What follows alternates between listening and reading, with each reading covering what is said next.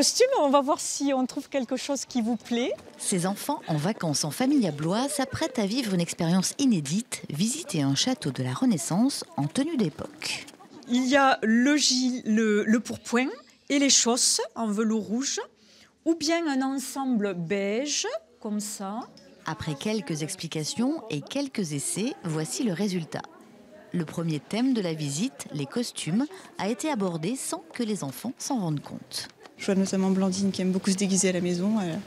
Ça lui permet de s'approprier un peu un lieu, l'histoire, un endroit qu'on a déjà rencontré, un espace qu'on a déjà eu l'occasion de voir en famille, mais d'une autre manière et beaucoup plus pratique pour elle. Et de pratique, il en est question pendant cette visite. Comment les nobles s'occupaient, que mangeaient-ils? De son sac, la guide conférencière sort tout un tas d'objets qui illustrent ses propos et permettent aux enfants de rester attentifs. L'artichaut. Tout à l'heure, on parlera d'une reine de France qui a vécu dans ce château, Catherine de Médicis. Elle adorait les artichauts. Au milieu de la visite, entr'acte avec un petit jeu pour reconnaître les 7 rois de France qui ont vécu quelque temps au château de Blois. Je pense que c'est lui.